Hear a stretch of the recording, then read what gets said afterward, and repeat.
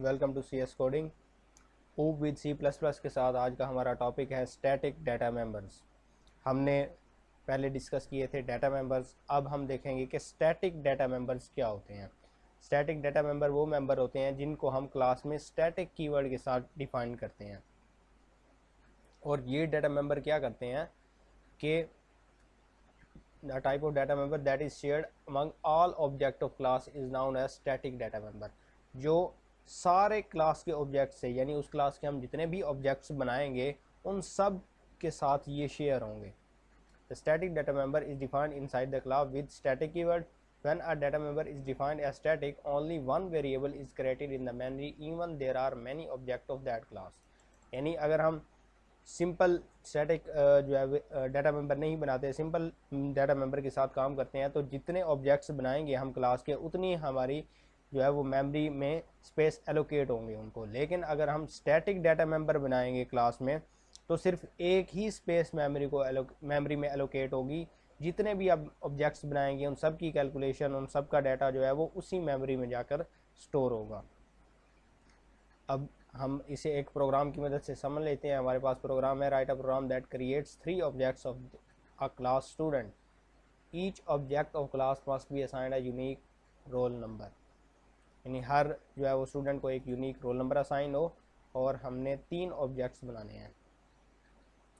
चलें, हमने एक क्लास बना ली स्टूडेंट की, उसमें हमने डाटा मेंबर लिए। एक हमने लिया स्टैटिक डाटा मेंबर, और 2 हमने लिए इंटीजर के simple normal 2 data members, roll number और मार्क्स स्टोर कराने के लिए, और एक 4 टाइप का डाटा मेंबर लिया नेम स्टोर कराने के लिए। उसके बाद हमने स्टूडेंट का जो है वो कंस्ट्रक्टर बनाया, उसमें हमने n को इंक्रीमेंट किया और रोल नंबर को जो है वो n असाइन कर दिया।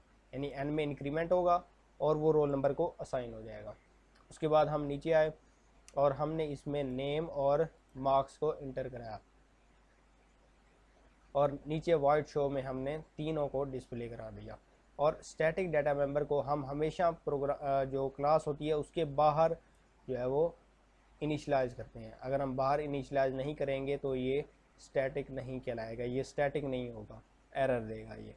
इसलिए हम इसको बाहर इनिशलाइज करते हैं, क्योंकि हमने तीनों ऑब्जेक्ट के साथ जो है वो इसको इस्तेमाल करना है। इसका सिंटैक्स होता है डाटा टाइप, क्लास का नेम, स्कोप रेजोल्यूशन ऑपरेटर, वो वेरिएबल स्टैटिक, और उसको जो है हम इनिशलाइज करते हैं, किसी भी वैल्यू से इनिशलाइज कर सकते हैं। यहाँ पर हमने जो है वो 0 से इनिशलाइज किया। और डिक्लेयर जो है वो इनसाइड दी क्लास होता है स्टैटिक कीवर्ड के साथ। उसके बाद हमने 3 डाटा मेंबर्स बनाए हैं इंट मेन में जाके। s1 डॉट इन, जैसे ही हमने 3 वेरिएबल बनाए हैं, यहाँ ये जो कंस्ट्रक्टर था वो 3 बार कॉल हुआ है।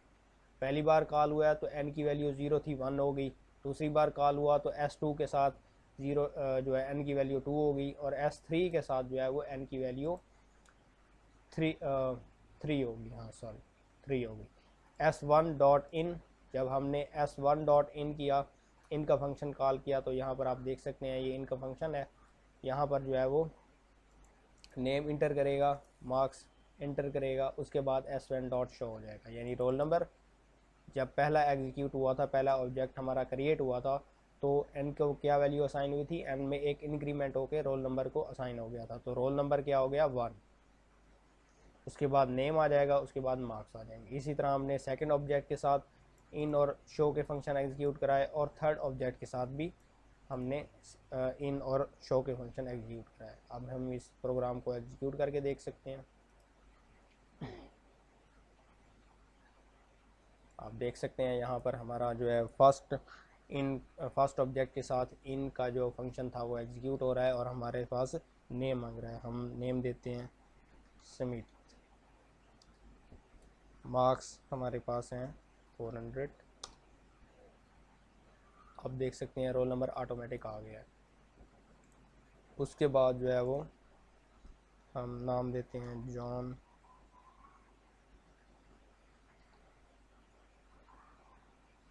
मार्क्स देते हैं 450। देख सकते हैं रोल नंबर ऑटोमेटिक इंक्रीज़ हो गया, और नाम जॉन और 450 नंबर आ गए हैं। उसके बाद हम आर्गोस मार्क्स हम दे देते हैं 500 और यहाँ पर हमने रोल नंबर 3 आर्गोस नेम और मार्क्स जो है वो 500 हमारे पास आ गए हैं।